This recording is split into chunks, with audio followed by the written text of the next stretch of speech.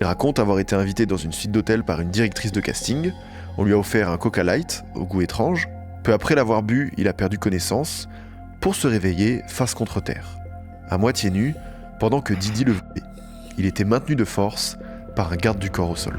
Il dit s'être évanoui à plusieurs reprises, notamment lorsqu'un homme l'aurait forcé à faire une fellation avec un dispositif métallique, bloquant sa mâchoire et lui causant une dent cassée.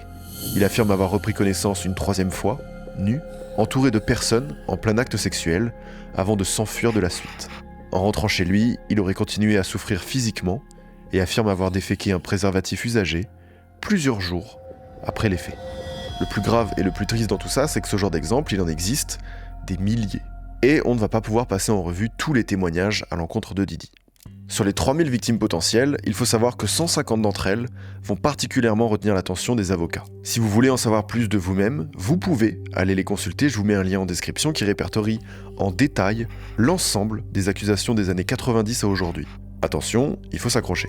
En dehors des plaintes, d'autres personnes qui ont été témoins ou victimes des agissements de P. Diddy vont également prendre la parole sur les réseaux, sans forcément poursuivre l'affaire en justice. And Diddy hands me a drink, and immediately I'm like, there's something fucking in this drink. I turn, and my manager's walking out, and I realize that I'm in the studio with Diddy and Kanye, and they're both off their shit, and there's 3 other men, and me, alone. And they start coming towards me, and they're like, don't you want to take your clothes off? Like, it's so hot in here. And I'm like, no, fine. And they're coming towards me more, and they're trying to, like, take my clothes off. I'm like, you guys stop. Like, stop. And they're getting to the point where they have, like, ripped my shirt off. And I look to my left where his executive is. Like, we know him pretty well. Like, we've been around him a lot. And I look, and I'm like, hey. Like, I give that look where I'm just like, come on, like, step in, like, this isn't cool, like, you're a grown man, like, you're like 50 years old, I know you have a family, like, you know this isn't right, like, do something. And this is the part that, for as long as I live, I will never fucking forget.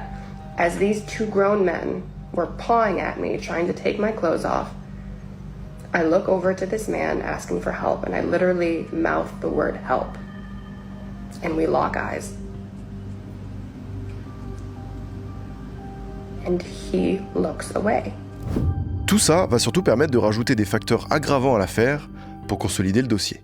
En vrai, il faut savoir que le document d'accusation des fédéraux n'est pas figé. Il peut être modifié plusieurs fois, et ça a d'ailleurs déjà été le cas. Je crois qu'aujourd'hui on est peut-être à la 2e ou la 3e version, et il est susceptible de connaître encore d'autres modifications. Donc il faut s'informer, rester à jour, et ça reste à surveiller.